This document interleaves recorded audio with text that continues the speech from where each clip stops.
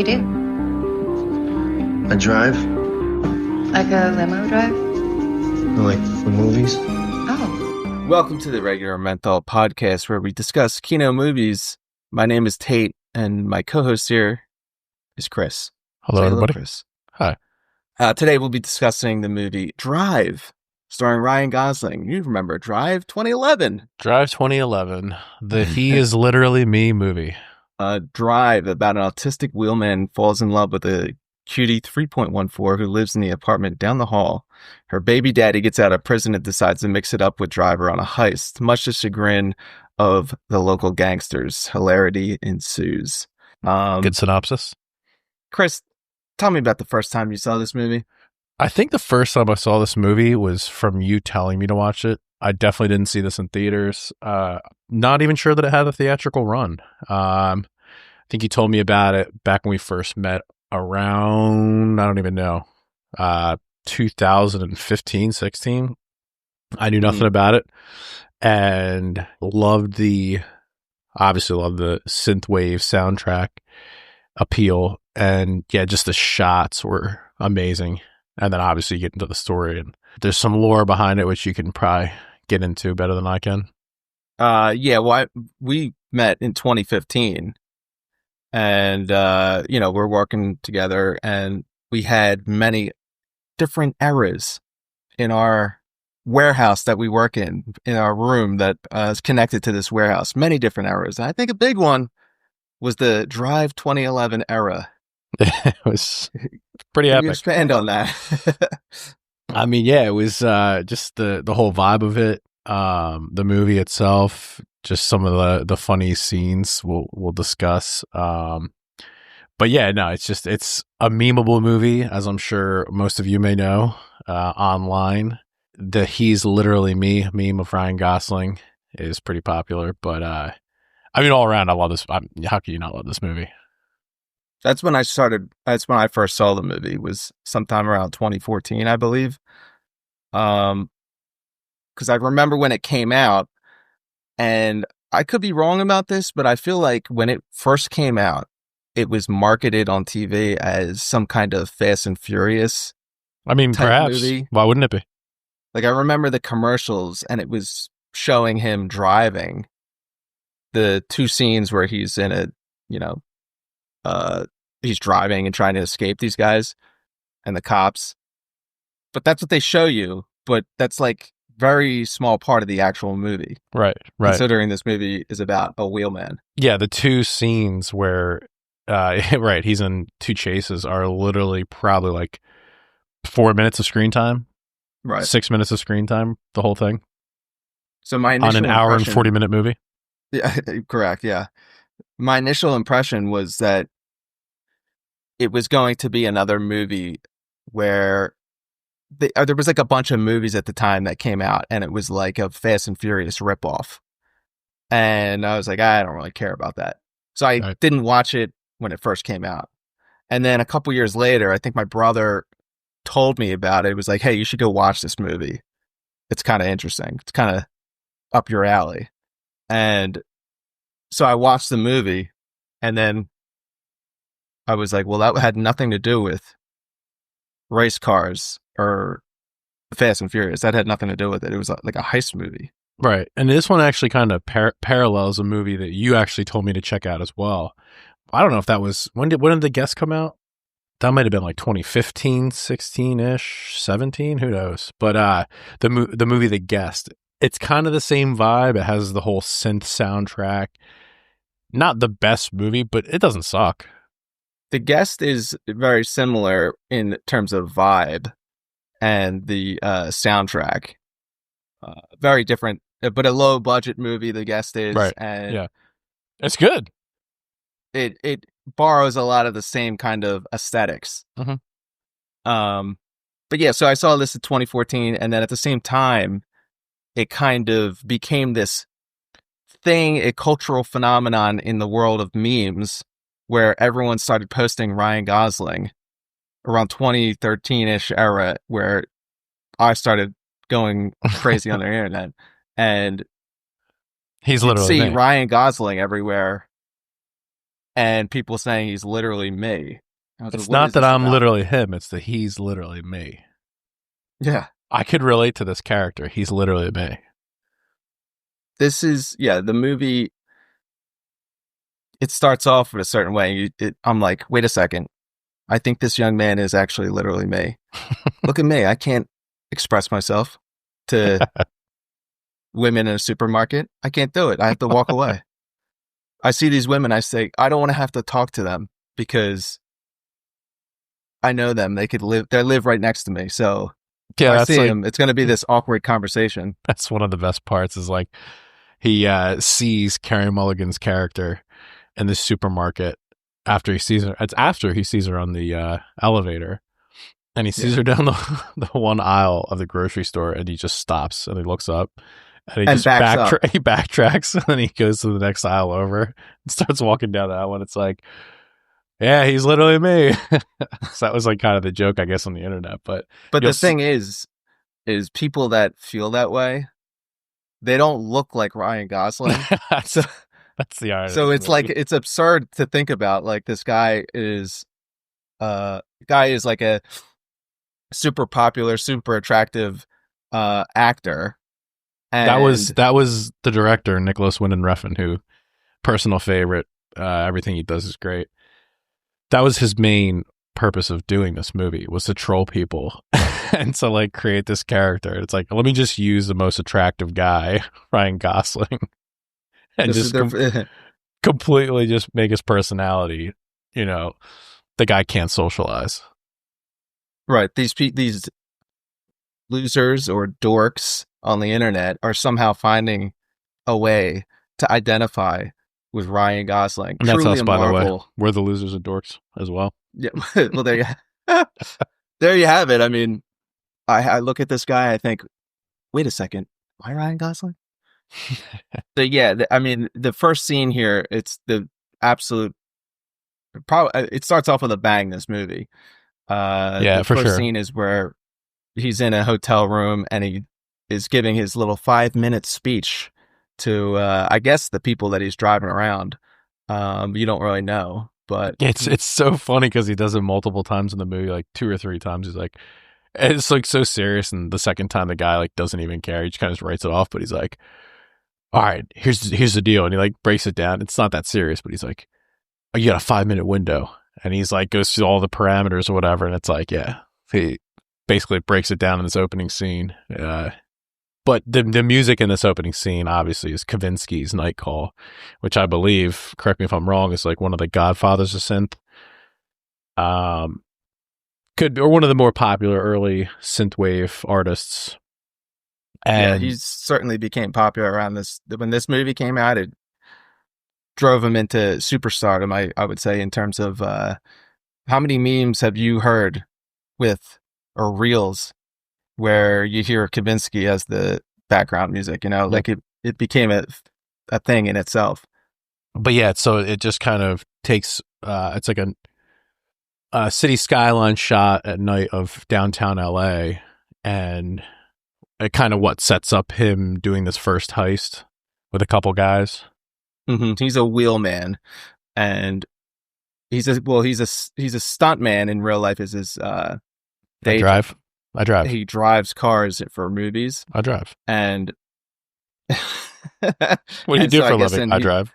I drive. So he moonlights as a wheelman for criminals, and that's the opening scene. He's picks up these guys and he drives them to the spot, and then he says, "You got 5 minutes," and they go in and they grab a bunch of whatever, and whatever they're stealing from this factory or whatever, come back out, and then you have 5 minutes of his wheelman time, right?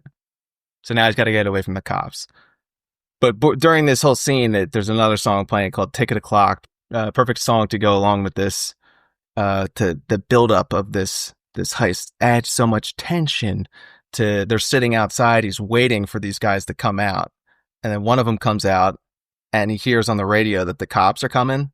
They're 2 minutes out, and then he's still waiting for the other guy, and it's just that tension of him just sitting there. Yeah, you're right. The song builds up the tension like very well. Bryan Cranston's in this movie as kind of his mentor and boss who he works for at the garage. Before he goes on this heist, he goes to the garage to grab his car, and he has a Chevy Impala, which is supposedly one of the most popular cars in LA at the time. So he's using it for stealth reasons, but he soups it up with, I guess, a bigger engine because it's got 300 horsepower, whatever he says. I like that kind of thing because a lot of times you see in these kind of movies, these chase movies or whatever, you see Fast and Furious, you see all these souped up cars, you see muscle cars and everything, but you'd be able to spot them instantly. Right. So if you're trying to be stealth, you'd get some kind of car like a Hyundai Accent and just put a giant motor in it so that you can handle better. But so then he drives, he escapes the cops, and his plan, you don't know this, but his plan the whole time, because the Lakers game is on TV when he's calling these guys, the plan is to drive to the Staples Center, zip right into the parking lot, get out, and then walk in a whole crowd of people to escape. Incredible. Well, then, it picks up a vibe right away, and it starts playing Kavinsky, I think, right after that, right? He throws the jacket over his shoulder. The first time I watched this, I said to you, I was like, that's a cool character trait. Like, he's a Lakers fan. And he's like watching the game before he goes down. I never put two and two together that like, the whole point was to get to the Lakers game because it's populated, and then he walks away. Yeah. But it's a cool opening. I mean, the opening, it rules. So, good way to start. Like I said, then Kavinsky comes on, and then that takes you right into what's the first part? He meets Carey Mulligan, the love interest.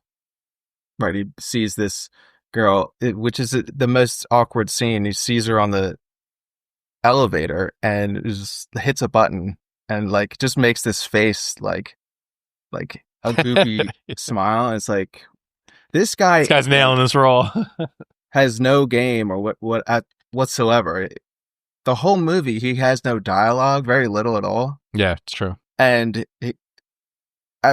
maybe at this point, I start thinking to myself, is this some kind of dream?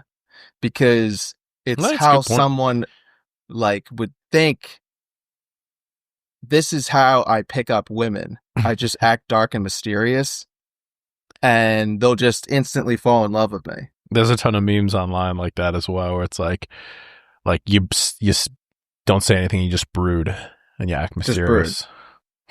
There's a famous screenshot where the guy claims that he just became Driver from Drive and it worked for him. And then finally, him and his girlfriend were sitting down to watch a movie, and it was Drive. And he was like, "Oh no, we can't watch this. It's not my thing." So they turn on Bridesmaids. This is the introduction to the Scorpion jacket, the famous Scorpion jacket. If you're familiar with this movie, talk to me about that. The Scorpion jacket is extremely insane. I mean, the guy is wearing this jacket that has it's like a satin jacket that has a scorpion on the back. And I guess the idea is this 2025 might be 2025 might be cringe, but I think it works for 2011. But go ahead, sorry to interrupt you. I mean, it's complete. If you saw someone walking down the street and you've never seen this movie and they had a scorpion jacket on, what would you think?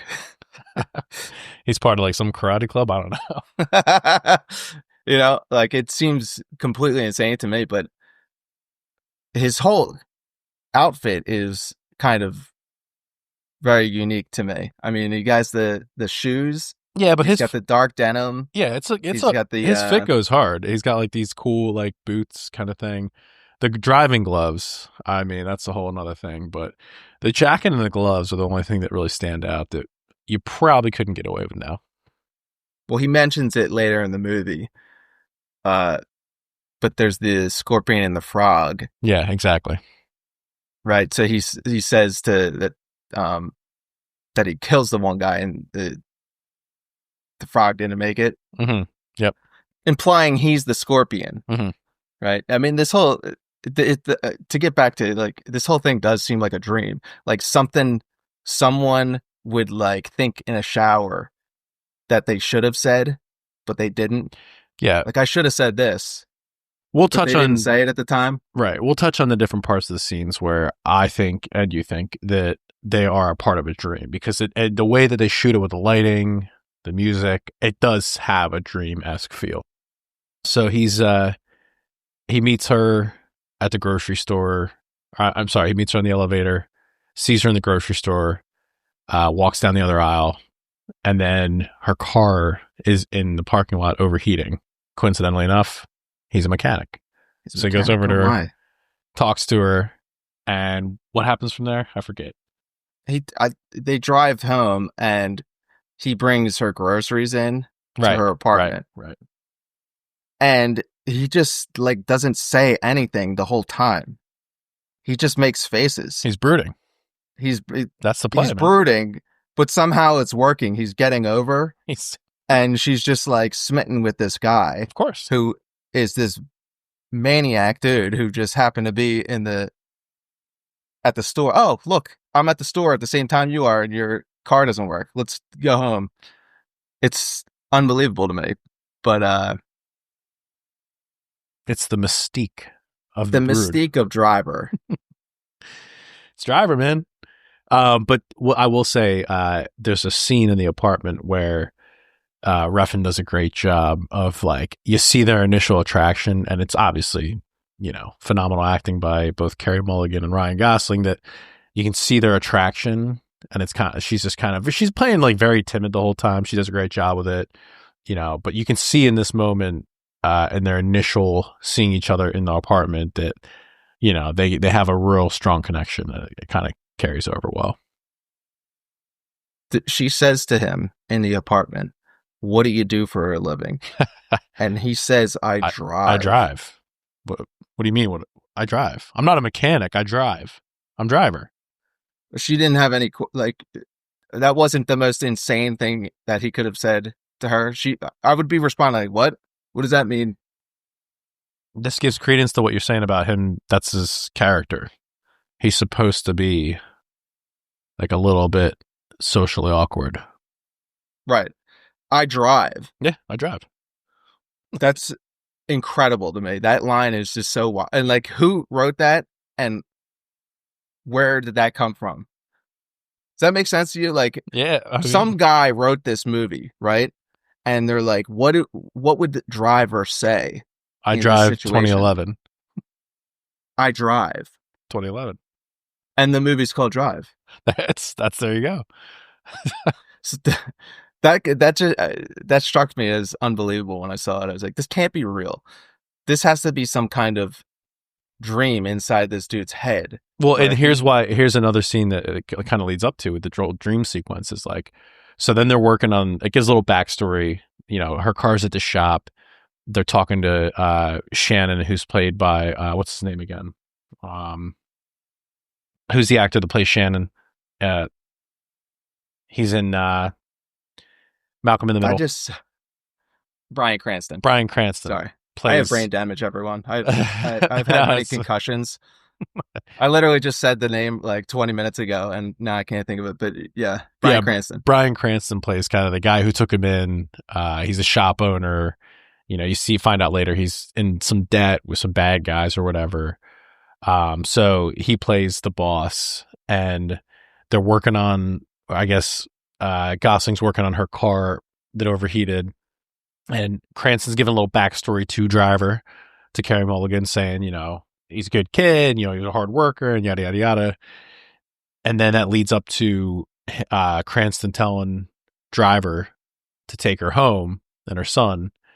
So they take his car, and he's like, you want to see something cool? And then he steers off, and they go through like the water channels, the empty water channels of LA to, I guess it's the band College, Real Human Being, often called a Real Human Being. And so it's like they're like cruising down. It's like sunset. They go to the end of one of the channels, and there's like a flowing river. It definitely gives off the whole dream sequence vibe, in my opinion. 100%. Like, that would never happen. You want to go see something? What if this movie was literally channel? What if it really was just a dream sequence? That's what I'm actually debating that in my mind for real, because also at the end, well, we'll get to it, but like at the end, I think I know where you're going with this. Yeah. You have to wonder, wait a second, is this guy dead? Yeah, right. We'll get to that, but in the end, it's like kind of spoiler alert, whatever. But he's just sitting in the car with a stab wound. It's like you wonder if he's dead for a good 10 seconds, and then he just kind of just moves and then drives away. But we'll get to that. But yeah, so that whole channel driving down the channel sequence kind of gives you that vibe that it's a dream. And then you have the next scene in the garage. It's a great talk about great shots of this movie. There's a lot of cool shots where it's like under, like the camera's looking up at Gosling, and basically you got this dude who Shannon, the shop owner, his buddy Bryan Cranston, is indebted to. The guy's name is Bernie Rose, and he's sitting on the bumper of the car, and there's like a cool like scene where Gosling's looking at him and he's talking about Shannon. This guy Bernie Rose is talking about Shannon and kind of his past dealings with them, somewhat threatening him. And you can see Gosling just kind of like looking at him, staring at him, and he finally gives him like attention, and then he just squints a little bit, like kind of like it's a little bit threatening. It's a cool little look to it. But yeah, like I said, there's a lot of real cool shots in this movie, that being one of them, where just cool camera angles, really. Bernie threatens him, and I realized while watching this scene that there's not one point in this movie where Driver seems like he is threatened or isn't capable of just killing everyone. That's a good point. Like, if you watch this movie or you're familiar with it, you're like, either this guy has really good luck, and that's what even further gives credence to it being somewhat of a dream, because it's like Ryan Gosling in this movie is not jacked. Either he's really good at martial arts or fighting per se. There's multiple times where he just takes dudes down, and it's just like methodical. But yeah, he's getting threatened all the time, and he's saying crazy. He's stuff not to concerned people. about it. He's not concerned about looking totally insane, which he is, and he just is brooding again to these gangsters who are just threatening him. And at no point does it seem like he's out of control or is not capable of handling the situation. None of these gangsters in this movie are threatening at all. It gives me they kill people and stuff, but it gives me the idea of, it's like Nicolas Winding Refn is writing this, and he's like, this is in his head, and he's like, let me use the perfect person to represent me, Ryan Gosling. I've been in all these awkward situations and I never acted on them. Let me just put it to picture of like how I wanted it to go in my head, and then this is how it's going to go, like in my mind, that it went, but it actually didn't. It's the ultimate movie of trying to look and sound tough. Right, exactly. But you just come off as autistic. But in the movie, he does just, anyone who tries to stop him, he murders them. So it's the ultimate power fantasy of the autistic person that is online all day. Yep, that's yeah. It's just putting it to life is what it really, putting that idea to life. I mean, I guess there's a spectrum of autism, and Driver is clearly on that spectrum. That's right. At some point, yeah. So he's just saying the most insane, try hard, tough guy stuff. I think the way it is like, it's just that Refn tries to portray him as like handles every situation perfectly. There's no flaws with Driver in this movie. Super calm, super in control. Perfect, literally. So then you have this guy, Standard Gabriel, who is Carey Mulligan's ex, comes back from prison. So mind you, he's basically built a rapport with Carey Mulligan and her son, right? The son's starting to get to vibe with him or whatever. And then out of nowhere comes, and it's, what's funny is like, well, it doesn't really say how much time has passed, right? But seemingly he gets out of jail within a week, maybe. It's like a week, yeah. Or at least on screen time, you would think. And then he comes back, he's introduced, and it's what I thought. I kind of put this together was like, they have this welcome home party and all these people were there in her apartment, and the song Under Your Spell is playing. And like, he has a couple lines where he's like making an announcement at the party, like, I'm a new man and yada, yada, yada. And talking about how great of a woman Carrie Mulligan is. And it's like literally playing the song Under Your Spell. So it's like him gaslighting her, which I kind of put that 2 and 2 together, which I thought was kind of funny. Mm-hmm. So then he's taking the trash out with his son and he confronts Driver in the hallway. He's like, so yeah, you're the guy, I've been hearing a lot about you. You're coming around helping out. And he's kind of confronts him. But Driver has this like smile, this dumb smile on his face. Like, yeah, that's me. It's just like, he doesn't catch the fact that this like guy has this subtle aggression towards him, and he just kind of smirks it off. Here's another guy that comes and threatens him, and within a day, Driver wins him over. Mm-hmm. Not only, oh yeah, does the right thing, hangs out with him now. Now they're friends. Like within a day of this dude, he threatens him like, "You're helping my family out? Sure, bud. Thanks." Exactly.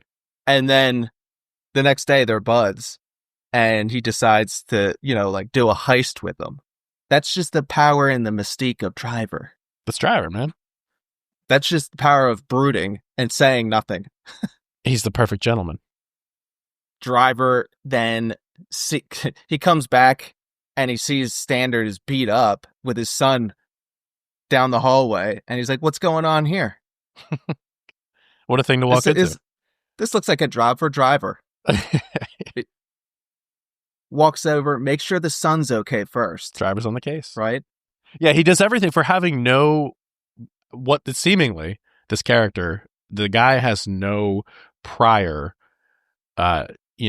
doings with people in general. Has no social skills, but like he obviously has no history with kids. But he knows to do the right thing with this kid every time, right? Yeah. Unless it's just because the kid is orphaned, I guess, with this, or with a single mom, and his dad's in prison, so he's just looking for a father figure or whatever to kind of take to, which he does with Driver. But go ahead. He's talking to him, and Standard's talking to Driver and explaining now. The friendship happens within 10 seconds in this room where Standard is getting mad at him because, like, why would he be helping him?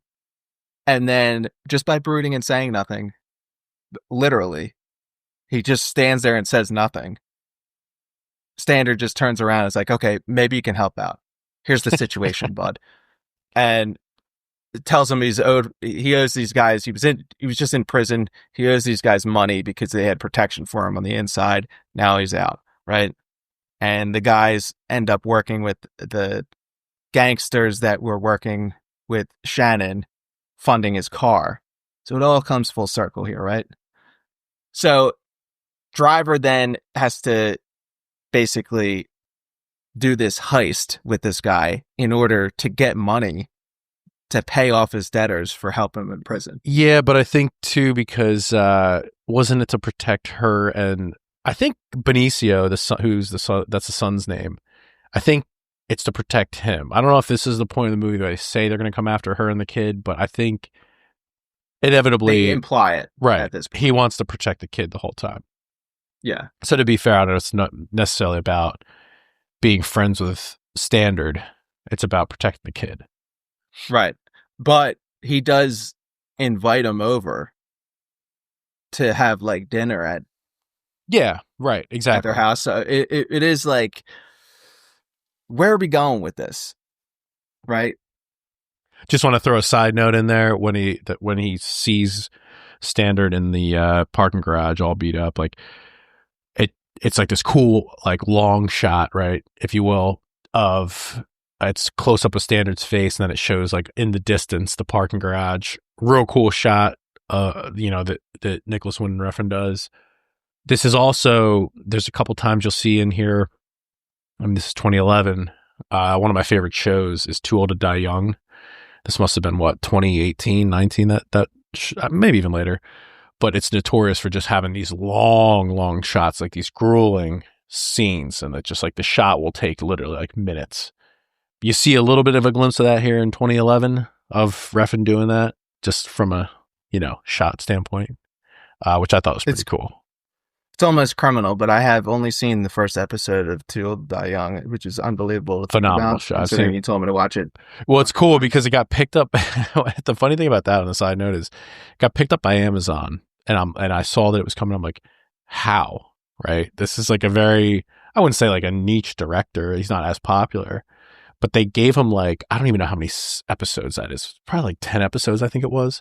But each episode's like an hour to 2 hours. I think some of them are like 2 hours. And it's like, how on God's name did they give him the funding for this? But if you watch it, it jumps around all over the place. The scenes and just the shots are so gruelingly long. But if you're just like, if you're a film nerd, if you're like if you're into movies and stuff, like you can appreciate like the set pieces. That's and what's all taking that. up the time. Well, that's exactly that's literally it. Yeah, there's like it's like Dragon Ball Z. There's like it's like one tiny little scene takes up a whole episode. But yeah, if you get the chance, check that out. Too Old to Die Young, phenomenal. It's that, what's his name? The actor, Miles Teller. Miles Teller does a great job in it. But written by Ed Brubaker. Yeah, yeah. Comic book writer. Yep. Have to check his stuff out. But anyway, so yeah, back to this. It takes, you can see those early ideas of that style of shooting in this movie. But anyway, continue. Yeah, a lot of this movie, you had some of the best shots like ever, just incredible cinematography. Yeah, the cinematography in this is absolutely epic. Then you have this heist of the pawn shop. It's your second car chase scene. Mm-hmm. And incredible. Driver just steals a car off the street. Yeah, a Mustang. Like downtown LA, 2011. And he peels out, if you notice that. He peels out of the just the metered parking spot. It's like, don't give it away that you're going to just steal this car in broad daylight. There's no CCTV. At some point, someone's going to call in that their car is stolen. It's metered parking. I kind of was thrown off by that, but I guess if you're going to do a heist, you have to kind of use a stolen car because you're going to drop it anyway. So if there's for sure cameras or whatever, you're going to have to, and probably a good car to steal because there's a ton of them is a Mustang, and it can probably handle driving away if you have to. Well, and then you have the actual scene where what was the car that's chasing it? Like a Lincoln, like a diesel-ass Lincoln something or other. Like a Lincoln Navigator or something. It's a good car chase scene, but even before that, leading up to it. So the pawn shop, you want to explain that scene, kind of what's cool about Standard, that? And this woman who they meet have to go into this pawn shop and steal something for these gangsters.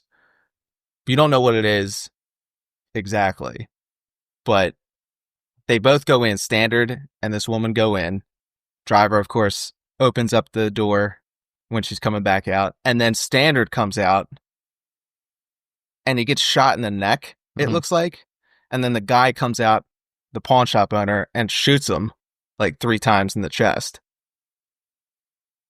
And they look at this, and it's actually kind of a jump scare because it comes out of they're nowhere. looking at it and the tension's real high. Yeah, for sure. And all of a sudden the shots ring out real loud and you're like, whoa. And even on Gosling's face, he looks kind of surprised, like, what do I do here? And then he just tears off out of the parking lot. And the car that showed up in the parking lot, which is this Lincoln car that we were talking about, we think that's what it is. It goes and chases him in a high-speed chase down the highway. And driver gets the best of him. He does a reverse at one point, spins the car, starts driving in reverse, then he spins the car again and goes like 180 degrees and goes around this corner at the same time. And the car that's chasing him flips, hits the guardrail, and like crashes out. Yeah, this is so kind of get away, and they go to a motel. Yeah. Before we get into the motel thing, though, it's like this scene, it's just kind of gives me that same vibe of there's a documentary, and not to nerd out on Refn, but there's a documentary of another movie that he does called Only God Forgives, which coincidentally stars Gosling as well. And basically, it's in Thailand, and Gosling's family has some kind of like, I don't even know if it's like they have like a fighting gym, like whether it's like Muay Thai or something. And if you watch this actual real life documentary behind the scenes with Refn, at some point he's like, I don't even know what this movie's about. And it's like, he got the fun. It seems like the success of Drive, he just hired Gosling again because they're boys in real life. And he's like, started writing this movie, Only God Forgives. And he's like, I don't know what this is about. Not that I think this movie, this Drive rules. I think it's well put together. You know, the shot composition, the storyline, everything's great.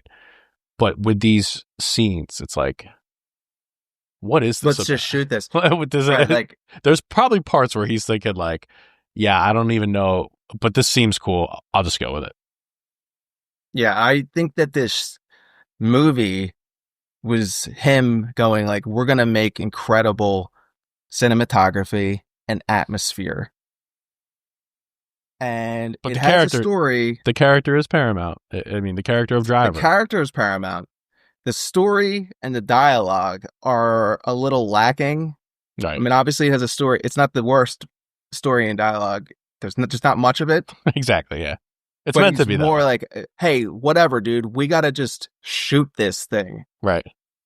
We got to shoot these incredible scenes. I have to shoot up at Gosling's face. Exactly. I think that's what I'm trying to say. That's what I'm trying to say is in Only God Forgives, you can see that like there's not really much there. It's still really good, but he does that on this movie at like a top tier caliber. Mm-hmm. It doesn't need to be Citizen Kane. Like it's just like this is yeah. That's quite it. This is just a great movie. All those things together, and it just works. Mm-hmm. I agree. I mean, the idea that you can just make a movie and it's just art, but still have a good story, still have interesting characters. Good way to put it. That's a good way to put it, because that's exactly what Only God Forgives is. There's storyline there. I mean, it's drawn out between probably like 14 hours, but the cinematography, and that's kind of what he's doing, is flexing on the scenes. It's just like, again, it's grueling, but if you're into that, like he does a very good job with it. And that's like kind of what you see here. And the next scene is where they go to the hotel, and he starts the woman that they brought, Standard and Driver brought this random woman that worked for she worked for the gangsters, I guess, in some capacity. And Driver starts questioning her because on the news they say that nothing was stolen, and he's like, what the hell? They have $1 million in this bag. How much money did they say we're going to get? And it's like $40,000. Like something else is going on here. Right. So then he puts on his driving gloves, locks the door. And he's like, now it's time to get serious. Right. So he starts questioning her, slaps her around. And then what happens there, Chris? What happens after that? So oh no, it's like it's a pretty intense scene. It's that's the whole thing, is the build up, and that's the thing. Again, I hate to have to keep going back to Only God Forgives, but like this, when there's an intense, it's like a ton of build up, and then something intense happens. That's this. I mean, you just came off this whole car chase, but this hotel scene reminds me of the video game Hotline Miami, which like came out I think a year later.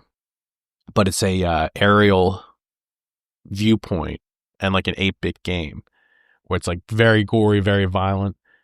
But this, I don't know why, but this scene reminds me of, one of the levels of Hotline Miami, because he's in the hotel room and this chick's like fixing her hair in the bathroom after Gosling just slapped her around. He sees the shadows of someone outside going by and kind of puts two and two together. Dude outside of the bathroom takes a shotgun and just blows her head off. Gosling, flips the bed up against the window of the guy in the front, assuming he's going to come in, and then hides in like the corner. Dude man comes out through the bathroom with a shotgun. Gosling, perfect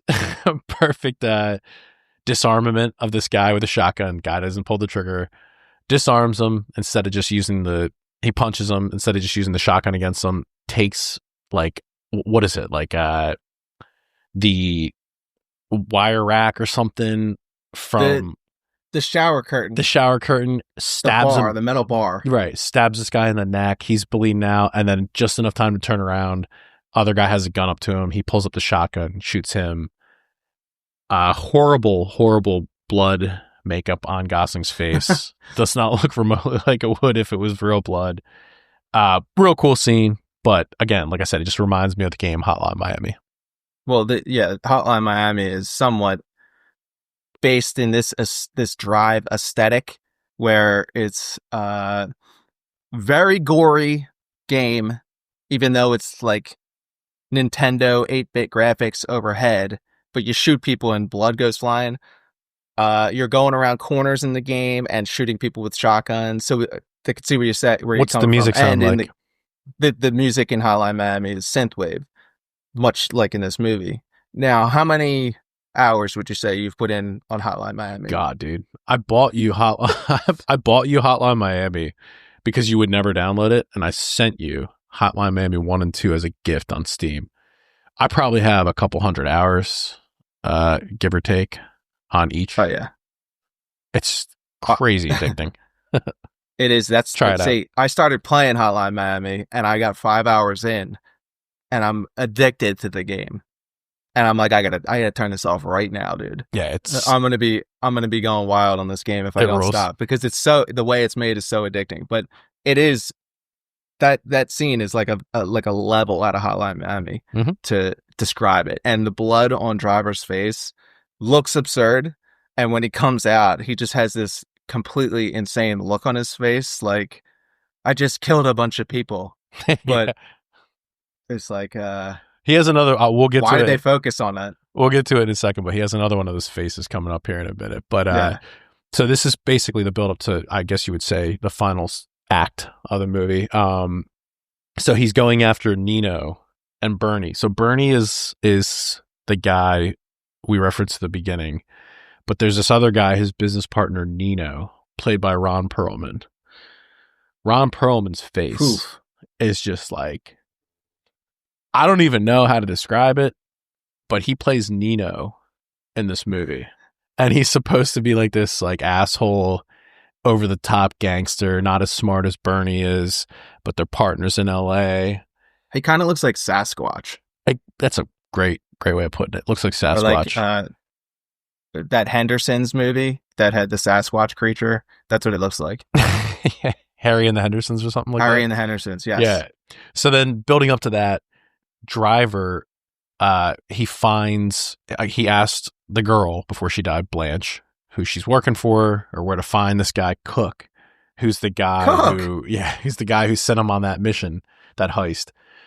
And he's at a strip club. This is the iconic scene, if you've seen the movie, where Driver goes down, he has a hammer, and he puts the bullet that the guys gave the kid to threaten him, hits this dude, gets him on the ground, puts the bullet on the center of his face, and then he's threatening him and like pulls the hammer up to hit it, which I don't even know. Would that even work? There's no way you can put that much force behind a bullet. Is that the dumbest thing I've ever asked? So what? So if you could hit a bullet hard enough that it would go off? Yeah. Maybe.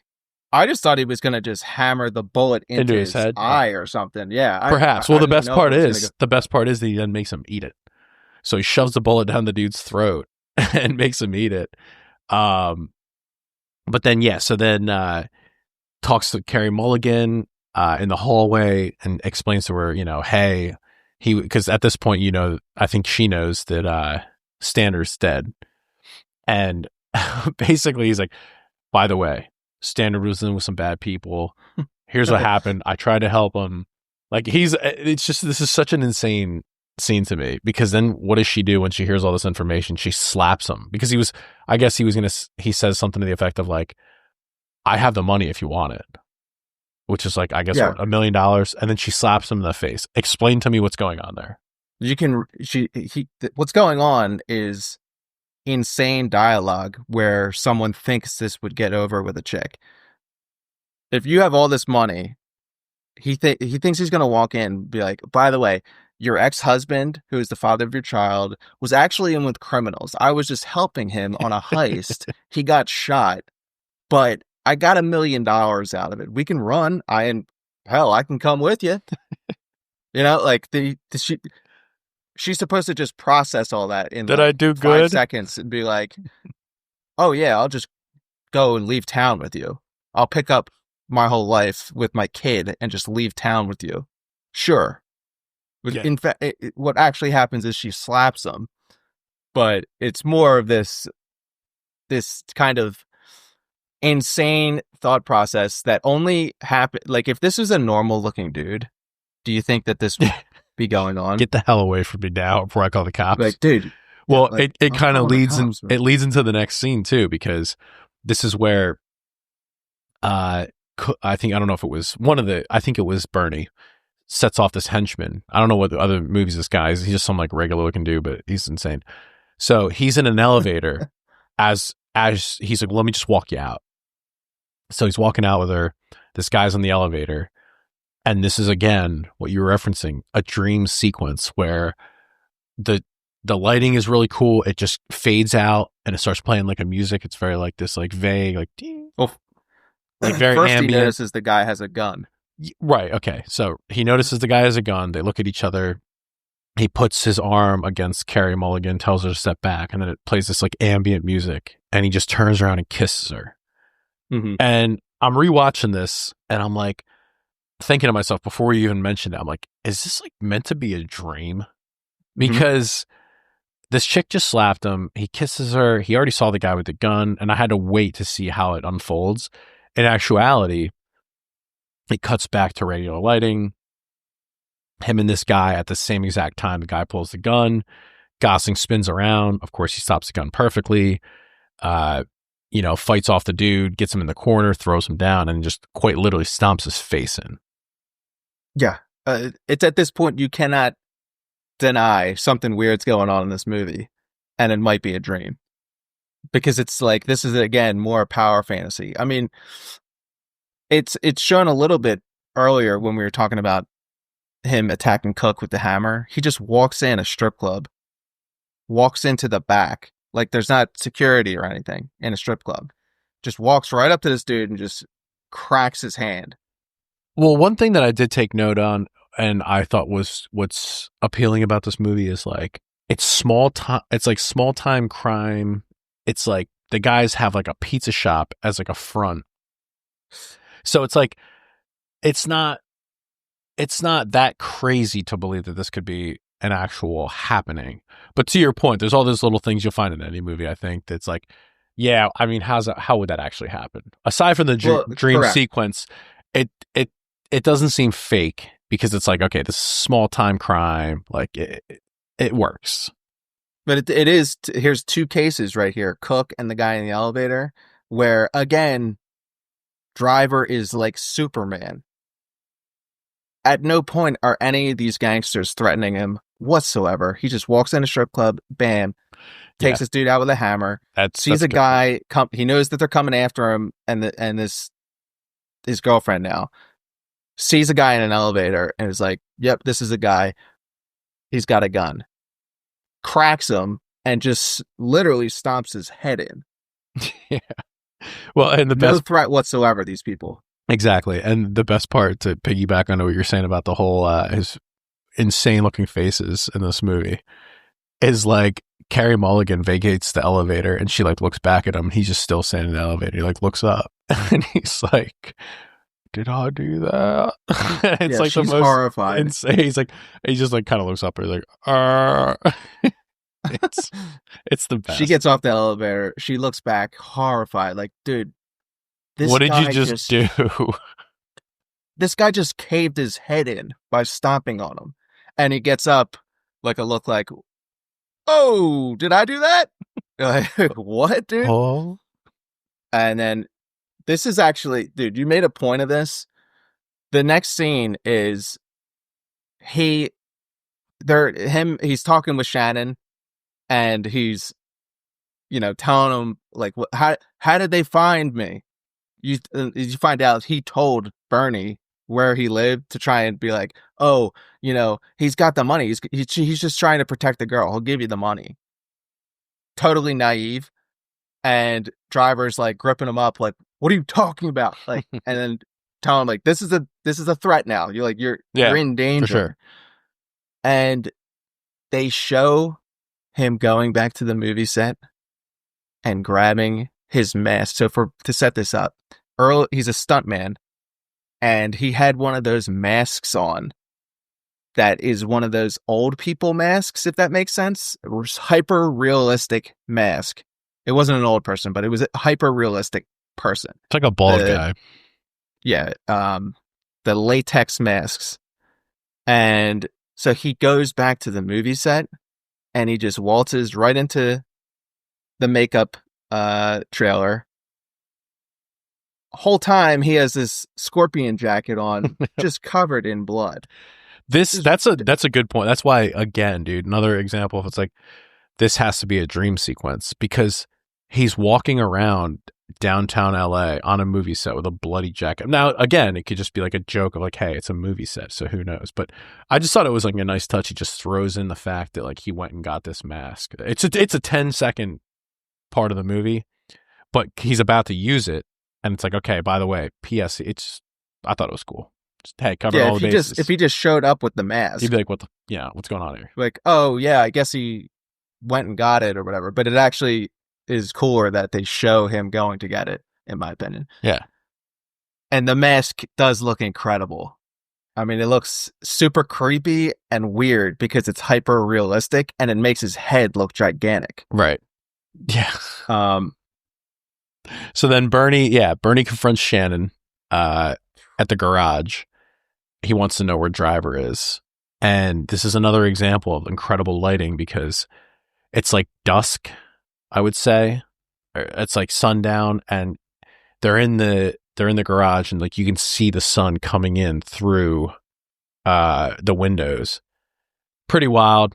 And then he goes to shake Shannon's hand, pulls him towards him, and just cuts his artery open, and he bleeds out. What, dude? Every time I see this, and when I first saw it, I was really like disturbed by this scene, because it's so gory and so just blasé. Like, he just kind of walks up. It's very business as usual. Yeah, he just quickly just swipes this razor blade on his arm. Well, his arm bursts open. Yeah. If you look real close, you can kind of see. I just noticed it because I just rewatched it, but you can see the fake prosthetic arm, because it doesn't fit his arm. But it just goes to show this business as usual, because then Bernie takes the knife and he puts it back into this knife set that he has, and like centers it up. And is that supposed to symbolize like other knives he's used to kill people? I guess, yeah. It's like, why does he have this box that has these random knives in it, right? They're like pocket knives. Right. And there's a whole scene where he opens this box, he puts the razor blade in this box with the rest of these knives, and I guess it's like he's killed a number of different people before, and these knives represent important people that he's killed before, because then he sits down and he has a drink, because I think he's actually friends with this Shannon guy. Yeah, they work together, but he gives him shit the entire movie. Kind of comes down on him, so I don't know, friends is the right word. Perhaps not the right word, but perhaps he does feel a little bad about actually killing this guy, and maybe he didn't really want to, but he had to. Yeah, I mean, he's in the crosshairs now, because if you didn't see the movie, basically what happened was there was a guy, some mafia guy in Philadelphia, who was keeping $1 million at this pawn shop, and it just so happened that that's the same pawn shop that they robbed and took that money. And now Nino and Bernie are on the hook for it. Right. If this gets found out that Nino was responsible for this robbery, the East Coast mob is going to kill him. Right. So now they kill everyone that knows at least a little information on what actually happened here, right? Mm-hmm. And then the next scene is, I think, hilarious, but it's Driver confronting Nino at the pizzeria. And now he's sitting in the parking lot, waiting, thinking about what to do. He puts on the mask and then just walks up to the pizzeria. And it's another great shot. It's the door is like stained glass windows, but the middle frame is you could see through it, is the only one. So he comes up to the door and it's like this face just emerges in this window. And it's him in his creepy giant head mask. And that alone is creepy. But then he looks inside and sees Nino kind of just hanging out with his friends, laughing and everything. But I thought none of these people just happen to glance over and see this incredibly creepy dude who's staring in the window. If you notice, there's a chick who's staring directly at this dude who's right in the eyesight of the doorway. It's like, how did she not notice this guy? So he sees him goofing around and everything, and I guess his original intention was to just go in and kill him, but he sees there's a bunch of people in there, so he goes back into his car and waits for him to leave. And eventually Nino comes out, gets in his car, and him and his driver drive off, and then Driver chases him for a little and then crashes into him. Spins him out, yeah. Spins him out, and then turns around, and then like comes at a perpendicular angle and just crashes into it, sending him off the cliff. Yeah, lines him up, sends him off the cliff, and then like you have, I'm assuming the driver's dead. They're on the beach. Driver comes down to the beach. Nino's crawling towards the water, and it's funny because like Ron Perlman looks up. And he sees the outline of Driver. And the way it's shot is like, you can see this giant head that's disproportionate to this body. But Nino doesn't say anything to him. And clearly Driver doesn't either.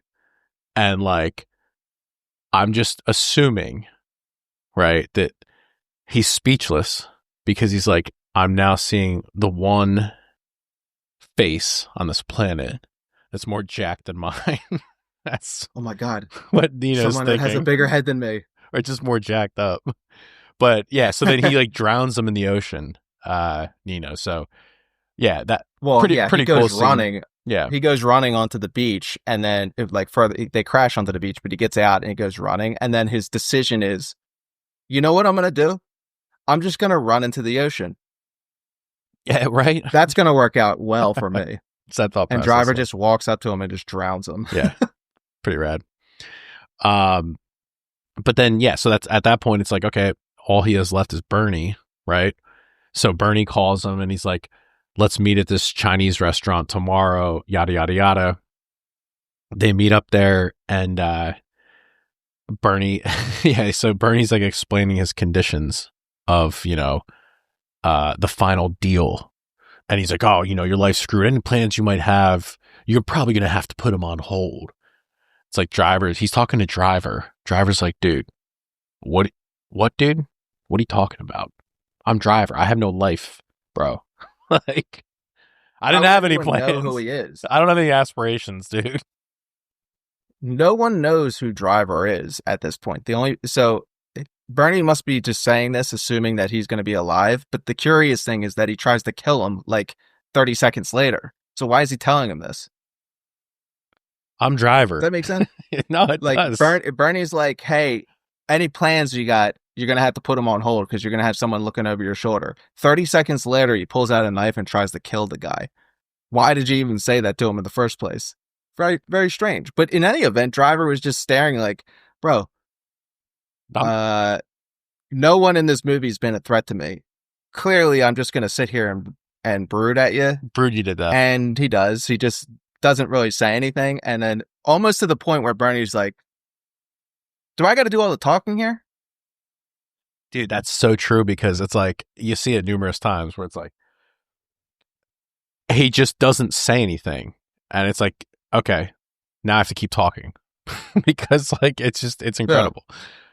So then, they eventually get around to saying, "Where's the cash?" He says, "It's in my car." So they go outside, but before they go outside, but then it cuts back to them sitting at the table, and driver just smiles at Bernie. Another insane scene where you're like, what is he smiling at?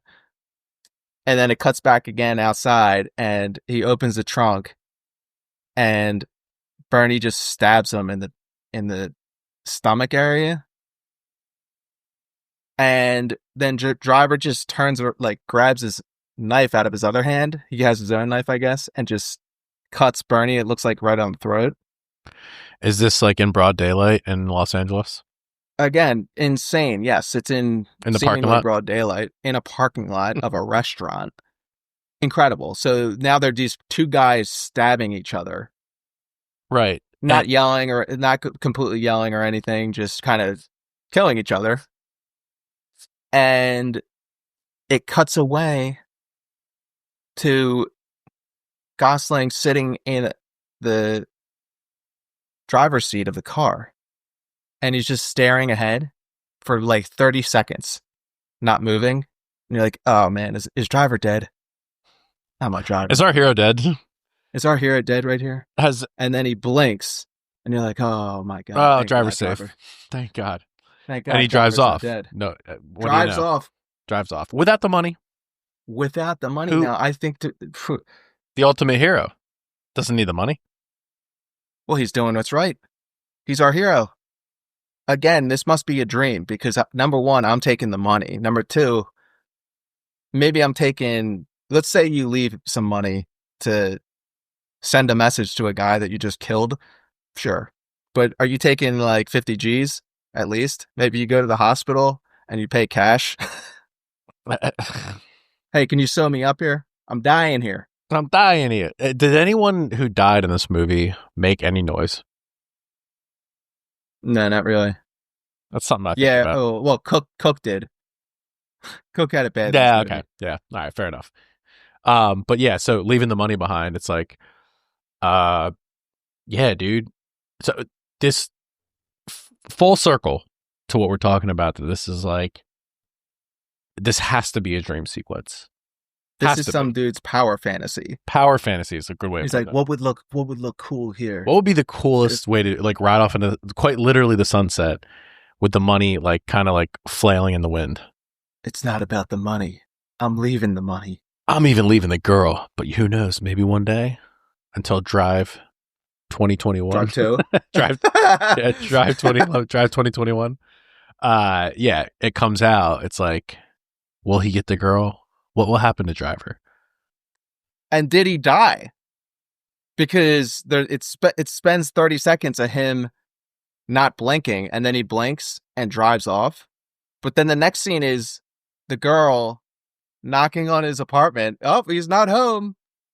And the next scene, it cuts to him driving down at night now, driving down the road at night. So, like, what happened to the daytime? Will you drive right to the hospital? No, he's fine. He's Driver. He's superhuman. No. He healed up. No, it's playing off what he told Shannon. He's like, you need to get the hell out of here. Like, now. And don't look back. Right? So, judging by his odd personality, he's like, all right, screw this love interest. I know these guys are there's like a bigger posse of guys coming to kill me. I'm driving away. That's it. End of story. Incredible. I mean, it is kind of a cool ending. Oh, for sure. Because what can you do? I mean, you're not going to just show the guy going to the hospital or whatever. You're not going to show him with her. It's like too, you know, cliche. Now he's driving off into the sunset, right? Yeah, that's all it is. All right. I mean, dude, what's your rating on this movie? Kino rating? I'm curious to hear this. Oh man, Kino rating on this film. I want to say 8.5, but I got to go 8.7. See, like okay. What's your thought process on that? Well, I just the perfect movie's a 10, right? Mm-hmm. Uh, I'll go 9. I'll go 9. Right. Just because there are a few things that this movie could do to make it better. But like now that you start to unpack that, like it just might be a dream sequence. It's like, I don't know. Like it's just kind of like there were some flaws. Like I don't know. But I would say 9 out of 10, easy. Yeah. Screw the 8.7. Give it a 9. Great film. See, Soundtrack, shot composition, acting, all things, no problems with it. I agree with you.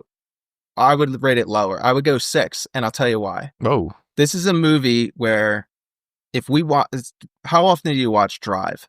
not often, but I've seen it quite a few times.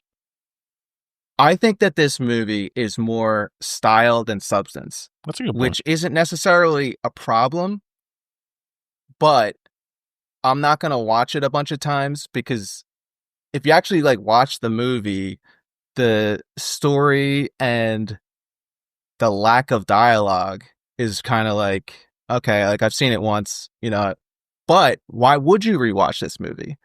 Because of the aesthetics of it, Right. the Good style, the soundtrack, Mhm. the cinematography, the scenes. Like this is a movie where certain scenes make this a great movie in your mind, but as a whole, when you watch it, it's not as good as how you think it is. But that being said, I think it's better than like I thought. Like I thought it was going to be what I'm talking about, but a bad movie. But it's not that. Right. It's like a good movie that it's not as good as, like, for instance, I gave Reservoir Dogs a 9, but I think Reservoir Dogs is like way better of a movie. Right. And you could say a lot of the same things about Reservoir Dogs as you can this movie, but Reservoir Dogs also has like incredible dialogue and incredible story, right? Where this is more lacking story and dialogue. It's a good point. So That's a good point. if you're looking to like rewatch the movie because it's like an awesome, like I've seen Reservoir Dogs like 100 times, Mhm. whereas this movie I haven't. But I've seen this enough where I'm like, there's awesome parts in this movie where it's, dare I say it, kino. And you are quite literally the main character. I'm getting this scorpion jacket off Amazon. Okay, It's like this is a it fact. is This is. literally available on Amazon. Go buy it, folks. Would it be weird if I just started walking around Ambler with a scorpion jacket on? Nope. Are we far enough removed from Drive 2011 where people wouldn't know what the hell is going on? Yes. They The answer to that is think I'm yes. actually autistic. Yeah, that 100%. The next generation will be like, what's going on with that guy's jacket? But looks kind of cool. I can pull it off now. Might have to grab I it can myself. Will You're the never gonna brooding get work any for women. me? You're never gonna get any women. Just keep brooding, dude. You'll pick her up one day. She's all yours, bro. Any other thoughts, King? No, yeah, just again, like I give it a 9. It's just because I think it's like a personal bias. To your point, I think if I had to say it for like just a general, I would probably, yeah, it makes more sense to go like an 8. But yeah, just because I love the shots, I love the music. But yeah, final thoughts, just phenomenal movie. If you haven't seen it, obviously you have to go watch this movie Right now. And there you have it, folks. Episode 3 in the can. Drive Appreciate having you. 2011. We'll catch you on the next one.